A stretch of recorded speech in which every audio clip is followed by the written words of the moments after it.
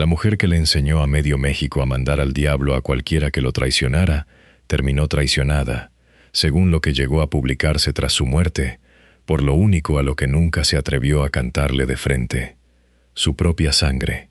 Estaba tendida en una caja, con las manos quietas por primera vez en décadas, y a unos metros dos de sus hijos no se dirigían la palabra, ni una. De acuerdo con lo que se reportó de aquel velorio, se miraron lo justo para no tener que mirarse. Y ahí, en esa sala, ya flotaba un papel que nadie había leído todavía. Un papel firmado por ella misma, meses antes, donde había decidido algo que a cualquier madre le habría temblado la mano al escribir, que a sus propios hijos no se les podía dejar repartir nada por su cuenta. ¿Qué tiene que haber visto una mujer dentro de su propia casa, en su propia familia, para llegar a esa conclusión y dejarla por escrito, sabiendo que solo se abriría cuando ella ya no pudiera explicarla? Esa es la pregunta que sostiene toda esta historia, y no tiene una respuesta cómoda. Hay una frase que va a volver aquí varias veces, porque explica el final antes de que el final llegue. Ella se pasó 50 años gritándole al mundo entero desde un escenario, y para lo más íntimo, lo que de verdad la partía por dentro, se guardó el grito y lo metió en un sobre cerrado. Durante más de 3 décadas fue la voz de todas las mujeres engañadas de un país entero. Se subía a una tarima, señalaba a un hombre cualquiera del público y le soltaba aquello de «¿Me estás oyendo, inútil?», y el lugar entero se venía abajo entre la risa y la rabia. Era la vengadora, la que gritaba desde la tarima lo que millones se tragaban en silencio, la reina del despecho hecho canción. Esa misma mujer, la más brava de todas, la que no le tuvo miedo a ningún hombre, murió dejando a su familia enredada en terrenos, escrituras y silencios que un año después seguían atorados en los juzgados. La que sabía mandar callar a los traidores desde el escenario no logró, o no quiso, poner orden entre los suyos mientras respiraba. Lo intentó desde el otro lado, con tinta, con notario y con la última palabra que jamás pudo defender en voz alta. Para entender cómo se llega ahí, hay que retroceder mucho, hasta un pueblo de Veracruz donde una niña aprendió, antes que a leer de corrido, algo que le marcó el resto de la vida, que la traición no siempre llega desde afuera. A veces llega con tu mismo apellido pegado. Francisca Viveros Barradas nació el 2 de abril de 1947 en Alto Lucero, un punto chico de Veracruz donde la vida se ganaba con las manos peladas, cortando mangos, cosechando café, vendiendo pan por las calles, siendo apenas una cría. La escuela le duró hasta 6º de primaria y ahí se le cortó, porque en su casa hacía falta otra cosa muy distinta a los cuadernos. Hacían falta unas manos más que jalaran dinero. De esa infancia salió una mujer con la piel curtida y la mandíbula siempre apretada. Alguien que aprendió temprano que nadie le iba a regalar nada y que si quería que algo pasara, tenía que pasar a la fuerza por encima de ella. Esa terquedad, esa espina clavada desde niña, fue lo que años después la sostuvo de pie sobre un escenario. Y fue también, cabe pensar, lo que la volvió capaz de tomar decisiones frías que otras madres jamás se habrían atrevido a firmar. Porque la primera gran herida no se la hizo el hambre ni el campo, se la hizo un hombre, y de por medio estaba su apellido y sus hijos. Siendo todavía casi una adolescente, Francisca se juntó con Miguel Gerardo Martínez, un hombre que le llevaba más de 20 años encima. Tesorero municipal, con dinero, con posición, con esa autoridad que en los pueblos de los años 60 le abría todas las puertas a un señor de traje. Ella era prácticamente una niña. Él pasaba de los 40, y de esa relación tan despareja nacieron sus 2 primeros hijos, Iván Miguel, el 5 de enero de 1968, y Javier, poco más de un año más tarde, el 4 de mayo de 1969. Parecía una vida armada, con casa y con futuro. Y entonces se le cayó el piso de golpe, porque aquel hombre, según se ha contado, ya tenía otra familia. Estaba casado. La vida que le había montado a Francisca era una vida de repuesto, una segunda mesa a la que él se sentaba cuando le convenía y de la que se levantaba para volver con su esposa legítima. Ella lo descubrió con 2 criaturas en brazos y una certeza que ya no se podía deshacer. El padre de sus hijos tenía otro hogar donde ella no existía. Ahí nace todo lo demás. La rabia que años más tarde corrió un país entero en los estadios venía de aquí, y no de ningún disfraz que un productor le inventara para vender discos. Del tesorero, de la esposa que ella no sabía que existía, de la humillación de descubrir, con 20 y tantos años y 2 hijos, que el hombre que debía cuidarla la había estado engañando desde el primer día. La sangre calla mientras hay voz, el papel habla cuando ya no, y en aquel momento a ella le sobraba voz para gritar. Lo único que le faltaba todavía era el escenario donde soltarla, así que hizo lo que hacen las mujeres que no se dejan. Agarró a sus hijos, le dio la espalda al tesorero y se plantó en la Ciudad de México sin nada más que la garganta y la necesidad de comer. En la capital, a principios de los años 70, empezó desde el mismísimo fondo, y no lo hizo sola. Con su hermana Viola, armó un dúo al que llamaron Las Golondrinas, y las dos se ganaban el pan cantando en restaurantes y cantinas, en sitios como la Fogata Norteña, donde el público iba a beber y no precisamente a escuchar a 2 mujeres. Cantaban para borrachos que a veces ni levantaban la cara del vaso. 10 años duró ese dueto de sangre, 10 años de hermanas contra el mundo, y hasta ahí llegó también un primer golpe de lo que sería el patrón de toda su vida. A Viola le salió una gira por Sudamérica, a Francisca, no, la invitación era para una sola. Y en ese cruce de caminos, con su hermana subiendo a un avión hacia el sueño y ella quedándose en tierra, Paquita soltó por un tiempo la idea de cantar. Las 2 hermanas siguieron rumbos distintos. Viola no logró consolidar una carrera propia, grabó algunos discos y el éxito grande nunca le llegó. Y entre ellas, según se ha contado, se abrió un silencio largo, una distancia que incluso habría tenido que ver con el reclamo por la muerte de su madre. 2 hermanas que se dejaron de hablar durante años. Se reconciliaron ya mayores, hacia 2018, cuando el rencor ya no valía la pena. Y cuando Paquita murió, fue Viola quien la despidió con 4 palabras que pesaban como una losa. Me dejaste sola, hermana. La sangre, otra vez. Siempre la sangre, apretando por un lado y soltando por el otro. Aquí conviene detenerse en un dato que casi nadie recuerda, porque cambia cómo se entiende todo lo demás. Paquita no fue una niña prodigio. La fama le llegó tarde, muy tarde, ya bien entrada en años, cuando ya la habían engañado, ya había parido y, lo más duro, ya había enterrado. Su arte brotó de la cicatriz, de una mujer que cantaba lo que cantaba, porque ya lo había perdido casi todo antes de subirse por primera vez a un escenario de verdad. Porque mientras peleaba por sobrevivir en esos bares, la sangre le cobró la factura más cruel de toda su existencia. En un solo mes de 1977, el mundo se le vino encima 2 veces seguidas, sin darle respiro entre golpe y golpe.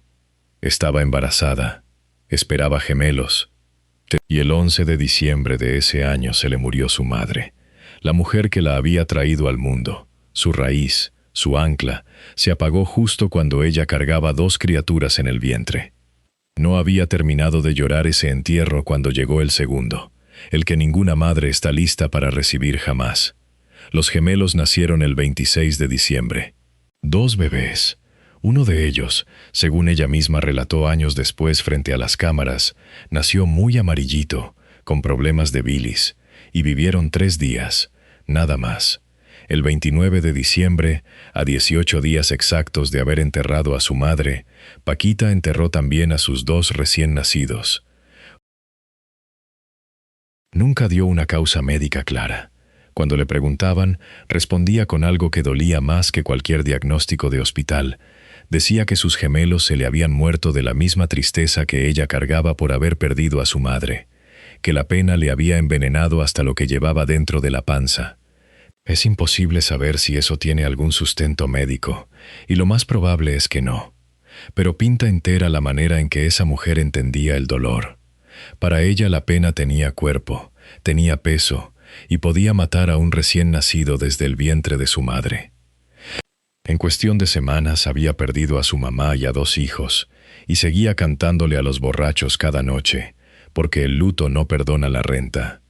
Ese es el punto exacto donde una vida se quiebra para siempre, o se endurece hasta convertirse en otra cosa distinta. La de Paquita se endureció, se volvió piedra, y de esa piedra salió, años después, la voz que un país reconocería entre 1000. 2 años más tarde, esa misma mujer rota hizo algo que la retrata de cuerpo entero. Volvió a su pueblo de Veracruz y se topó con una bebé enferma, muy enferma. Era la hija de su hermano, una sobrina de sangre, y Paquita, que apenas acababa de enterrar a 2 criaturas propias, decidió en ese instante que esa niña se venía con ella, costara lo que costara.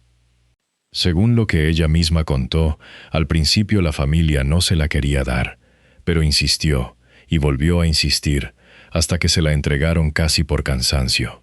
La llevó al médico, la sacó adelante, la crió como suya. Esa niña se llamó Marta Elena y creció siendo hija de Paquita, aunque no la hubiera parido. Esa diferencia entre la sangre que corre y el afecto que se elige va a estar, décadas después, justo en el centro del sobre que nadie quería abrir. Porque cuando llegue el momento del reparto, la pregunta de quién es hija de verdad va a pesar como una losa. Mientras tanto, había que comer, y en algún punto de esos años 70, un restaurante lo cambió todo. En la colonia Guerrero, en el corazón viejo de la Ciudad de México, abrió un local de comida. La gente empezó a llegar por los platillos, pero se quedaba por otra cosa muy distinta. Se quedaba porque la dueña, entre plato y plato, se arrancaba a cantar. Y no cantaba cositas bonitas de amor correspondido. Cantaba verdades filosas. Les cantaba a los hombres en la cara lo que las mujeres de aquel rumbo no se animaban a decirles dentro de sus casas. Ese restaurante se llamó Casa Paquita, y de ahí salió el nombre con el que la conocería el mundo entero: Paquita, la del barrio.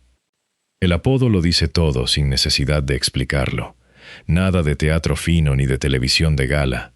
Era la del barrio, la de la gente que trabaja, que aguanta, que se traga las cosas por dentro. Y por eso, cuando por fin pegó de verdad, pegó de una forma que ningún crítico elegante vio venir. En 1984 grabó su primer disco pagándolo de su propia bolsa. Lo tituló El barrio de los faroles. Nadie apostaba un peso por una señora de casi 40 años cantándole al despecho, con una voz áspera y unas letras que sonaban más a sentencia que a canción.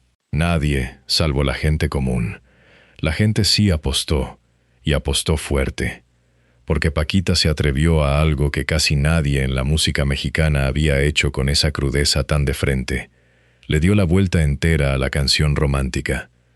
Donde otras le lloraban al hombre que las abandonó y le suplicaban que volviera, ella lo agarraba del pescuezo con la pura letra.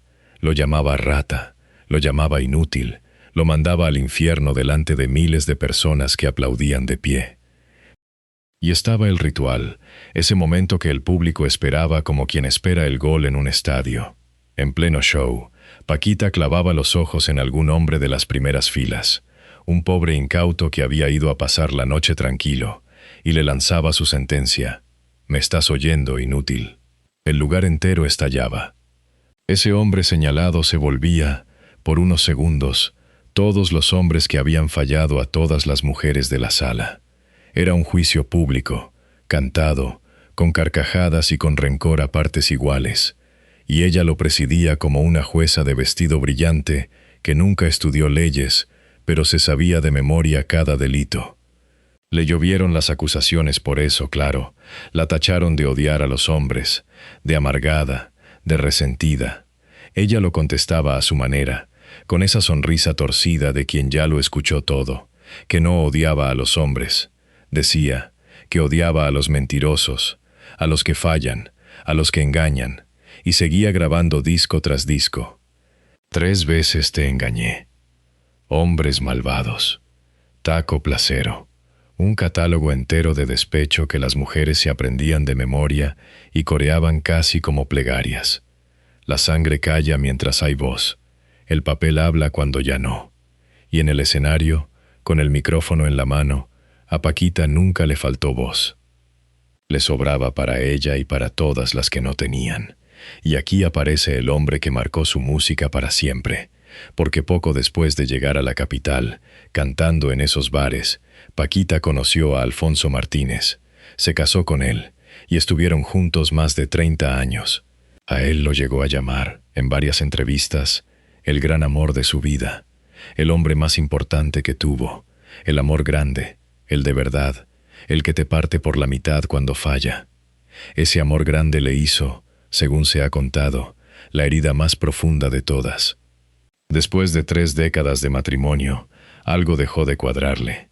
Pequeñas cosas, ausencias, horarios que no encajaban, esa corazonada de mujer que sabe antes de saber. Y Paquita, que de ingenua no tenía un pelo, contrató a un detective privado para salir de dudas de una vez. Lo que ese detective le puso enfrente fue demoledor. Durante 15 años, la mitad exacta de su matrimonio, Alfonso habría mantenido en paralelo una relación con otra mujer. Y se dice que no era una aventura de fin de semana. Con esa otra mujer habría formado una segunda familia entera, un hogar completo a espaldas de Paquita. La escena se dibuja sola. La mujer que le cantaba al país entero sobre hombres traidores, sentada, leyendo el informe de un detective que le confirmaba que su propio marido, el amor de su vida, le había construido una familia secreta durante 15 años. La ironía es tan cruel que ni ella, con todo su talento para el despecho, habría escrito una letra así. El peso completo de eso es difícil de sostener. La misma trampa exacta del primer marido, el tesorero, repetida al pie de la letra por el amor de su vida. Otra vez una familia secreta. Otra vez ella descubriendo que el hombre a su lado tenía otra casa donde ella no contaba. Fueron 2 traiciones calcadas, con 20 años de distancia entre una y la otra, cometidas por los 2 hombres que se suponía que debían quererla más que nadie en el mundo. La misma herida exacta, abierta 2 veces por 2 manos distintas. De ahí salió el himno. Su gran canción, Rata de 2 patas, ella se la dedicó, según se ha dicho, a ese Alfonso que la engañó 15 años. Hay un detalle curioso en el origen del tema. El compositor, Manuel Eduardo Toscano, ha explicado que él en realidad la escribió pensando en la política mexicana de los años 90, inspirado, según él, en un expresidente del país. Pero en la boca de Paquita esa letra se despegó de la política y aterrizó donde de verdad ardía.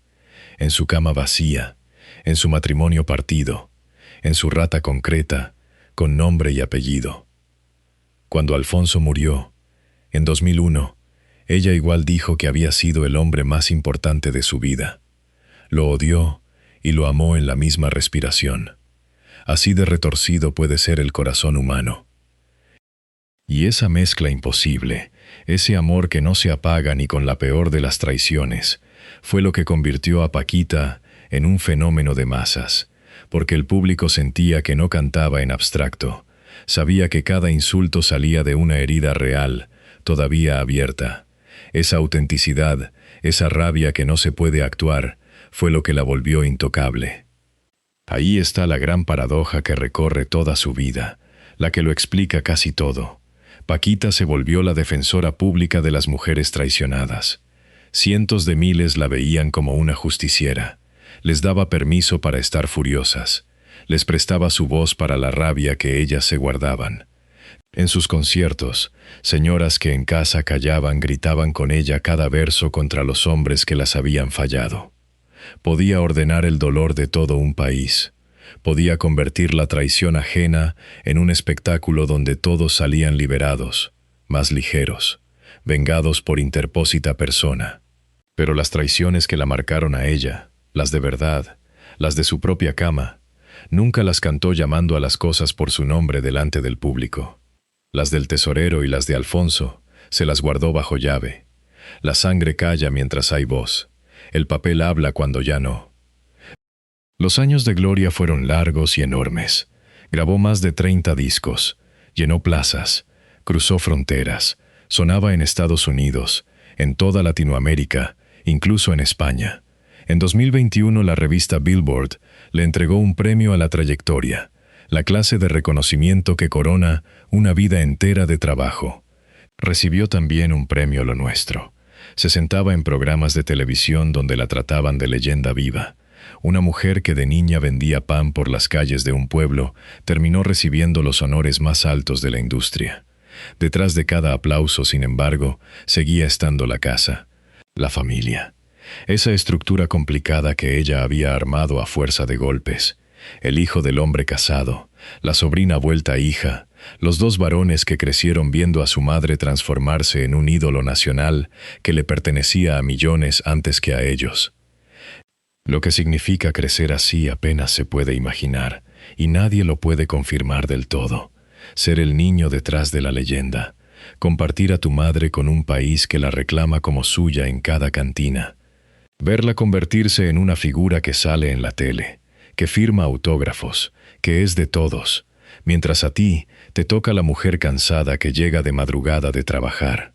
Cabe pensar que ahí, en esa infancia partida entre la madre y el mito, se fue cocinando algo, un rescoldo, un pendiente que ningún premio Billboard iba a apagar. Los últimos años la fueron dejando cada vez más sola. Los escenarios se espaciaron, las giras se acortaron. La mujer que había llenado plazas enteras pasaba temporadas largas encerrada en su casa, rodeada de premios que ya no la sacaban temprano de la cama. Se ha dicho que la salud le fue fallando por partes, que el cuerpo le cobró de golpe todos los desvelos de medio siglo cantando en cantinas y teatros. Y en ese repliegue, con el ruido del aplauso cada vez más lejano, se quedó a solas con lo único que ningún premio Billboard supo llenarle: su familia complicada, sus hijos, esa sangre que amaba con locura y de la que al mismo tiempo desconfiaba lo bastante como para dejar todo por escrito. Con los años, la salud empezó a pasarle la cuenta de tanto trabajo sin freno. Paquita se fue bajando poco a poco de los escenarios grandes. El cuerpo ya no aguantaba lo que aguantó antes. Se replegó a su casa de Jalapa, en Veracruz, la tierra a la que siempre terminaba volviendo, como quien vuelve al origen a cerrar el círculo. Ahí, lejos de las luces y de los reflectores, pasó sus últimos años, más tranquila, más callada. Pero antes de apagarse hizo algo silencioso, casi secreto, de lo que casi nadie se enteró hasta que ya fue demasiado tarde para preguntarle por qué. Se sentó, con la ayuda que hiciera falta, y dejó por escrito qué iba a pasar con todo lo que una vida entera de trabajo había juntado: la casa, los terrenos, el dinero, el nombre, todo. Y en ese documento tomó una decisión que, cuando por fin salió a la luz, dejó helado a más de uno. Porque se apartó de lo que hace la mayoría de las madres del mundo. No repartió en partes iguales. Decidió a mano, uno por uno, quién se quedaba con qué. Y la razón que dio, según quien la conocía de cerca, es de las cosas más tristes de toda esta historia. El 17 de febrero de 2025, por la mañana, Paquita, la del barrio, no despertó. Tenía 77 años.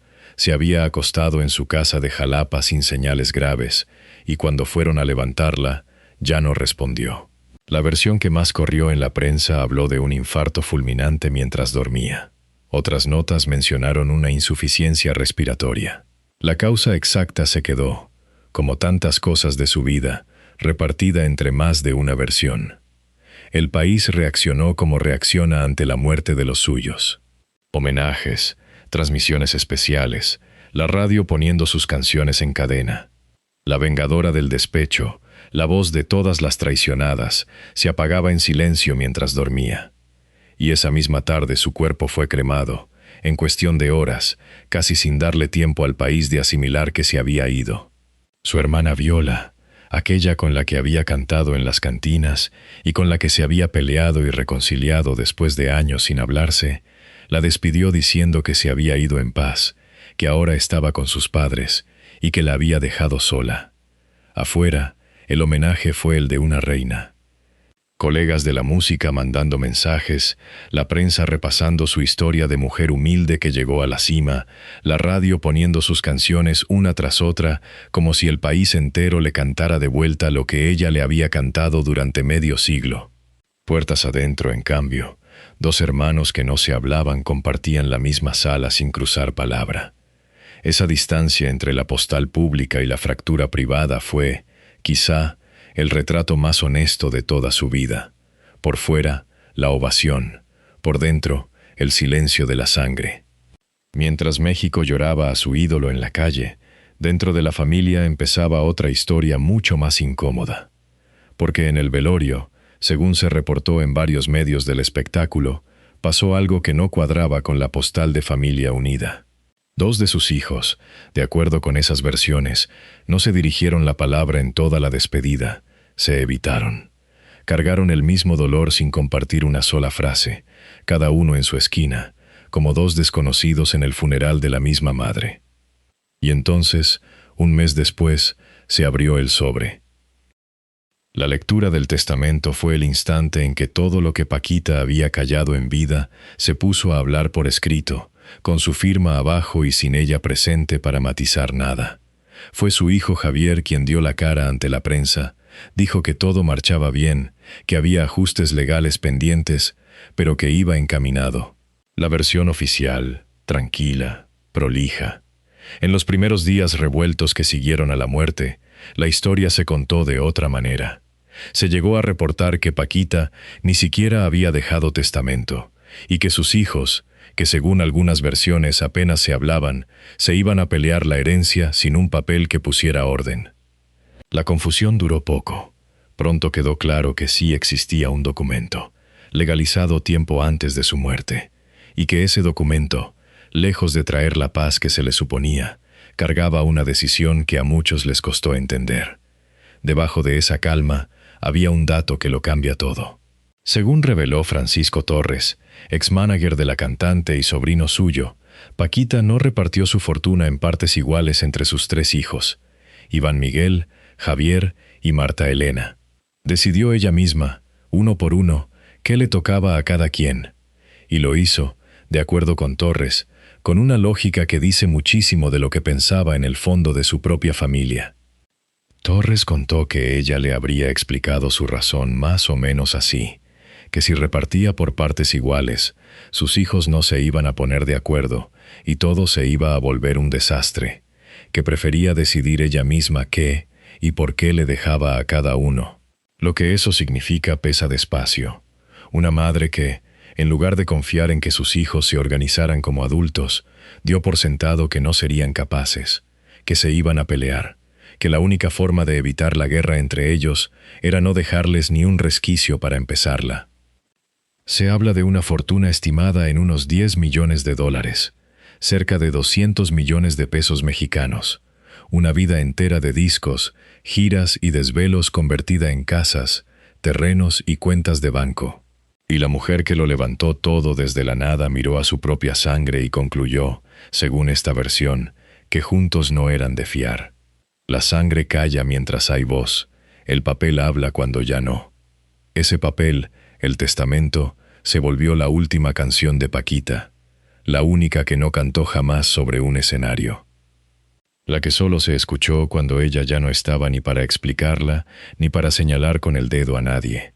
Su despedida fue un reparto medido con lupa, calculado nombre por nombre, firmado por una mujer que a esas alturas ya no se fiaba de que los suyos se mantuvieran unidos sin un papel obligándolos a hacerlo. Y como toda última voluntad que reparte de forma desigual, abrió heridas apenas se leyó en voz alta. La que dio la cara en público fue Marta Elena, la hija que Paquita había rescatado enferma de aquel pueblo de Veracruz en 1979. La sobrina vuelta hija. Según se reportó, Marta Elena publicó un video en Instagram, que después borró, en el que habría señalado a su hermano mayor, Iván Miguel, de estar dejándola fuera, de empujarla lejos de la familia. Visto desde donde ella estaba parada, el golpe es doble. La hija que no llevaba la sangre directa de Paquita, la que entró a ese hogar por adopción y no por parto, saliendo a decirle al mundo que sus propios hermanos la estaban orillando a la salida. Justo lo que su madre, quizá, había querido evitar redactándolo todo con precisión de contadora. Y justo lo que, pese al testamento medido milímetro a milímetro, terminó pasando de todas formas. La sangre pesó más que el papel. La vieja pregunta de quién es hija de verdad volvió a la mesa apenas se apagó el llanto. Y ahí hay algo que retuerce el estómago, si uno se detiene a pensarlo. La única de los tres que salió a pelear en público, la que se sintió empujada hacia afuera, fue precisamente la hija que no llevaba la sangre de Paquita, la sobrina que ella rescató enferma, la que crió con el amor de una madre de verdad.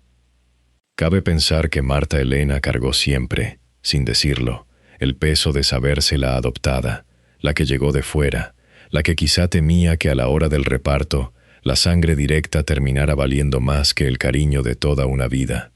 Y cuando el testamento se abrió y las cuentas no le cuadraron, ese miedo viejo, guardado durante décadas, salió disparado en un video de Instagram. La madre que la salvó de niña ya no estaba para defenderla ni para explicarle por qué le tocaba lo que le tocaba. Solo quedaba el papel, mudo, imposible de discutir. Aquí la historia se enreda de una manera digna de las canciones que ella cantaba, porque resultó que ni siquiera estaba claro cuánto había, exactamente, que repartir. Meses después de la muerte, cuando la familia se puso a revisar de verdad las escrituras, se llevaron una sorpresa. Lo que todos creían que era un solo terreno, resultó ser, al revisar los papeles a fondo, 3 propiedades distintas. 3. Y el testamento, redactado por una mujer que confiaba más en su instinto que en los abogados, solo mencionaba con precisión la casa y el terreno sobre el que estaba levantada. 1 o 2 de esas propiedades quedaron sin especificar bien, en el limbo. Lo que en términos legales se llama quedar intestado, bienes sin dueño claro, servidos en bandeja para que quien quiera pelee por ellos durante años. Buena parte de esos terrenos, según se publicó, estaban en el estado de Hidalgo, y no toda la documentación estaba unificada ni en regla. Es decir, la mujer que quiso dejarlo todo atado, precisamente para que sus hijos no pelearan, terminó dejando cabos sueltos, que son la clase exacta de cosa por la que las familias se destrozan en los juzgados durante generaciones. Quiso poner un candado, y sin querer, dejó una puerta entreabierta. Y todavía queda un pliegue más, el que a mucha gente le costó tragar. Entre los herederos apareció un nieto. De acuerdo con lo publicado, uno de los nietos de Paquita fue designado para quedarse con una casa y con varios de esos terrenos. Un nieto por delante, en ciertos bienes, del reparto entre los 3 hijos. La sangre saltando una generación. El ex-mánager, Francisco Torres, salió a negar que hubiera pleito. Aseguró que todos estaban conscientes de la decisión, que los hermanos habían llegado a acuerdos después del funeral y que estaban dispuestos a cederle esos terrenos al nieto beneficiario en cuanto terminara el papeleo legal. La versión de la familia hacia afuera fue siempre la de la calma. Aquí no hay guerra, todo está en orden, respetamos lo que ella quiso. Puede ser cierto. También puede ser la cara serena que una familia le enseña al mundo, mientras por dentro se acomoda como puede el golpe. Lo único firme, lo único que sabemos con certeza, es lo que dejó escrito Paquita. Y lo que dejó escrito olía a miedo mucho más que a confianza. Miedo a que se pelearan, miedo a que se despedazaran entre ellos por lo mismo que ella les heredaba. Una madre tratando de sujetar a su familia con un papel firmado desde el más allá, para que sus hijos no se lastimaran con aquello que ella misma les dejaba en las manos. A un año de su muerte, ya en febrero de 2026, el proceso legal seguía abierto. Los ajustes, sin cerrar. La fortuna de la mujer más brava de la canción mexicana, atorada en escrituras, en propiedades mal definidas, en acuerdos que se firman con cuentagotas. Y Casa Paquita, aquel restaurante de la colonia Guerrero donde nació su nombre y su leyenda, con su destino todavía en el aire, colgando de conversaciones entre los herederos como cualquier otro renglón de la herencia. El lugar donde una mujer sin nada empezó a cantarles verdades a los hombres a la cara, convertido con los años en un asunto de abogados y escrituras. Y el nieto beneficiario, esperando a que el papeleo termine para recibir lo que le tocó, mientras los peritos desenredan cuáles de esos terrenos de Hidalgo tienen dueño claro y cuáles se quedaron flotando en el limbo legal. Y en el centro de todo, ese papel. El testamento que habló por ella cuando su voz ya se había apagado para siempre en una madrugada de Jalapa, un documento que no pudo repartir cariño, porque el cariño no cabe en un notario. Repartió lo que quedaba de tangible. Los bienes, sí, pero también la sospecha. La idea, escrita de su puño y letra, de que sus propios hijos necesitaban una mano firme desde ultratumba para no despedazarse entre ellos. Ahí está la verdad triste que su testamento destapó, y tiene poco que ver con el dinero. El dinero, a fin de cuentas, es lo de menos en una historia así. Lo que ese papel dejó al descubierto fue otra cosa mucho más honda, que la mujer que le enseñó a un país entero a gritarle a los traidores, llegó al final de su vida convencida, en lo más profundo, de que la traición también podía brotar de dentro de su propia casa, de la gente que ella misma parió y crió con sus manos, y en vez de sentarlos a arreglarlo hablando, como hizo con todo lo demás durante 50 años arriba de un escenario, esta última vez cayó, agachó la cabeza y firmó. La sangre calla mientras hay voz, el papel habla cuando ya no. Queda algo dando vueltas cuando por fin se apaga el ruido de toda esta historia. Paquita convirtió su rabia en arte y su dolor en un imperio que cruzó fronteras. Le puso letra y grito a la traición de 1000 maridos ajenos. Pero lo que de verdad la lastimaba, lo de su propia sangre, se lo tragó hasta el último día y solo lo soltó en un papel que se leería sin ella delante para defenderlo. Prefirió que su última palabra sobre su familia la dijera un documento frío, y no su propia boca ardiente que también sabía gritar. Esa manera de dejar que un papel hable por uno cuando ya no hay marcha atrás se repite en tantos de los grandes ídolos que el tiempo se ha ido llevando. Es un mismo nudo apretando distintas gargantas, gente que llenó teatros y plazas, y que puertas adentro cargaba un silencio que ni todo el aplauso del mundo alcanzó a tapar nunca. Uno de esos gigantes ya tiene su historia contada aquí mismo. Un hombre que también supo lo que era ser adorado por multitudes y quedarse, al mismo tiempo, tremendamente solo con lo que nadie ve, una vez que se apagan las luces y el teatro se vacía. Su vida agarra este mismísimo hilo, el de lo que se hereda y lo que se calla, y lo estira hasta un lugar distinto pero igual de duro que este. Si esta historia de sangre y papeles dejó un pendiente por resolver, es exactamente ahí, en la de ese otro ídolo, donde el hilo vuelve a tensarse y sigue jalando. Ese relato ya está esperando, a un clic de distancia, para quien quiera tirar de la misma cuerda hasta el próximo secreto.